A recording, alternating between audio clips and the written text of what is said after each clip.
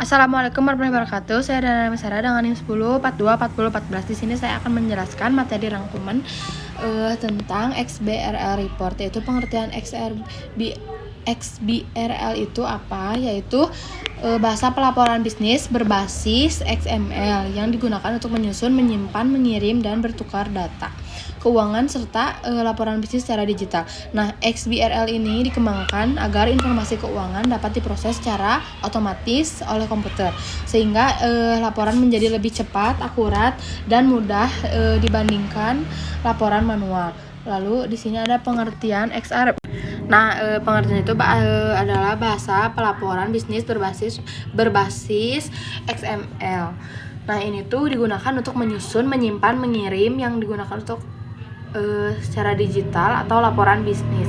Nah, XBRL ini dikembangkan agar informasi keuangan dapat diproses dengan cepat, otomatis oleh komputer, sehingga laporan menjadi lebih manual, akurat, dan mudah dibandingkan laporan manual. Lalu pengertian XBRL report ini adalah laporan keuangan atau laporan bisnis yang dibuat menggunakan standar XBRL. Dengan format ini, setiap data keuangan diberi tag atau petanda, sehingga komputer dapat mengenali dan membaca dan mengolah informasi tersebut secara otomatis. Nah, contoh laporan yang dapat digunakan atau dapat dibuat dalam format XBRL ini apa? Yaitu laporan keuangan atau neraca, dan laporan laba rugi, lalu laporan arus kas, lalu laporan perubahan ekuitas, dan catatan atas laporan keuangan. Nah, tujuan penggunaan XBRL ini apa? Yaitu menstandarkan format laporan keuangan, mempermudah pertukaran data keuangan secara digital, meningkatkan akurasi laporan, mempercepat proses analisis data, menggunakan kesalahan dalam menginput data, dan mempermudah pengawasan oleh regulator.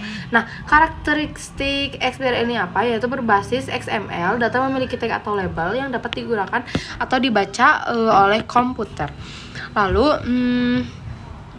memiliki standar internasional dan memudahkan pertukaran data antar sistem. Lalu dapat diproses secara otomatis, fleksibel, dan mudah dikembangkan. Nah, komponen XBRL ini apa? Yang pertama adalah taksonomi, kumpulan definisi, klasifikasi, dan struktur elemen laporan keuangan yang menjadi standar dalam penyusunan laporan XML. Nah, yang kedua ada instance dokumen. Nah, ini tuh dokumen yang berisi data laporan keuangan suatu perusahaan berdasarkan taksonomi yang digunakan. Nah, yang ketiga ada teks kode atau label yang ditempelkan pada setiap informasi keuangan agar dapat dikenali oleh sistem komputer. Nah, lalu ada manfaat XBRL itu apa aja? Nah, yang pertama bagi perusahaan itu mempermudah penyusunan laporan keuangan, mengurangi kesalahan pencatatan, mempercepat proses pelaporan, dan meningkatkan kualitas informasi keuangan. Nah, lalu keuntungan bagi investor yang pertama mempermudah analisis laporan keuangan, lalu data lebih mudah dibandingkan antar perusahaan, lalu mendukung pengambilan keputusan investasi. Nah, lalu keuntungan bagi regulator. Nah, regulator itu yang pertama ada mempermudah pengawasan perusahaan, lalu mempercepat proses pemeriksaan laporan dan meningkatkan transparansi dan akuntabilitas.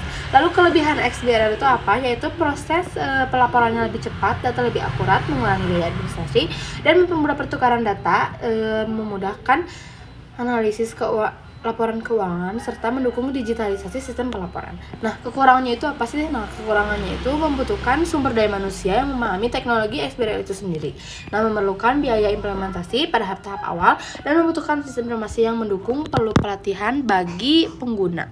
Nah, hubungan XBRL dan sistem transaksi digital keuangan itu apa? Yaitu dalam sistem transaksi digital keuangan, berbagai transaksi menghasilkan data keuangan dalam jumlah besar. Maka XBRL ini membantu mengubah data tersebut menjadi laporan keuangan digital yang struktur, mudah dipertukarkan, dan dapat dianalisis secara otomatis. Sekian dari saya. Wassalamualaikum warahmatullahi wabarakatuh.